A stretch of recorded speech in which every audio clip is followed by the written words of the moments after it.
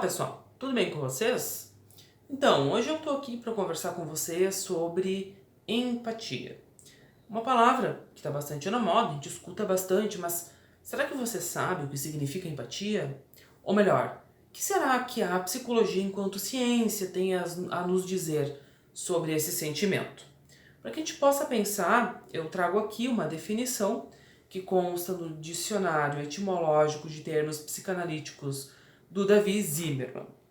Então, Zimmermann, ele vai discorrer o seguinte, que a palavra empatia, ela vem da soma do prefixo em, que significa dentro de, mais patos, que significa dor ou sofrimento. Ele vai associar, aliás, ele começa aqui fazendo uma diferença entre empatia e simpatia, propondo que o prefixo sim, de simpatia, significa ao lado de.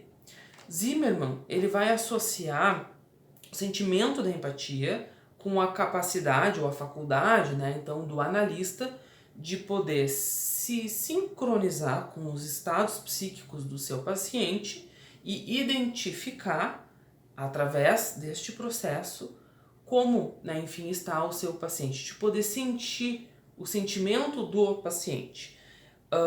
Em psicanálise, a gente dá o nome para esse fenômeno de transferência.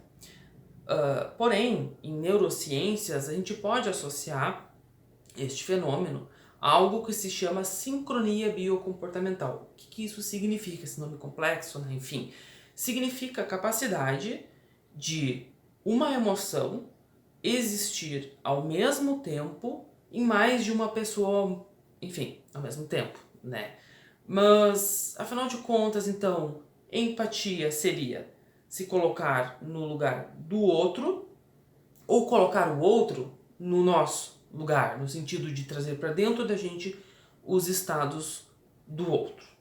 Pois é, e aí? Bom, eu trago aqui um estudo de neurociências para ajudar a gente a pensar nessa questão. Esse estudo ele foi publicado em 2013 e foi realizado pelo Instituto Max Planck. E ele já traz, no início do seu resumo, a seguinte colocação. Os seres humanos tendem a utilizar o seu próprio eu como referência de percepção do mundo e dos estados psíquicos das outras pessoas. Só que esse mecanismo de projeção autorreferencial, ele traz um problema, que a partir do momento que eu uso a mim mesmo como referência para medir o mundo, ou melhor, que eu passo a medir o mundo através da minha própria régua, eu posso fazer aí uma medida equivocada deste mundo. Então, nesta investigação, eles utilizaram a técnica de ressonância magnética para poder descobrir, afinal de contas, como a empatia se processa no cérebro. E o que eles descobriram, então, é que existe uma área do cérebro que se chama giro supramarginal direito. É uma areazinha relativamente pequena, que fica mais ou menos aqui, entre o lobo temporal e o lobo parietal. Então, que esta área, a ativação desta área, está relacionada à quebra deste mecanismo de egocentrismo. Em outras palavras, esta área seria responsável, então, pela capacidade de diferenciação do eu com o outro. Opa, surgiu uma coisa importante aqui. A capacidade de perceber a diferença. Então, a gente pode falar que empatia não necessariamente é se colocar no lugar do outro e não necessariamente é colocar o outro no nosso lugar, mas também inclui a capacidade de perceber e processar a diferença entre o eu e o outro. Afinal de contas, aquilo que eu sinto não necessariamente é o que o outro está sentindo nessa mesma situação. Psicanaliticamente falando, a gente vai dizer que a empatia ou a capacidade de reconhecimento do outro surge com o reconhecimento da diferença.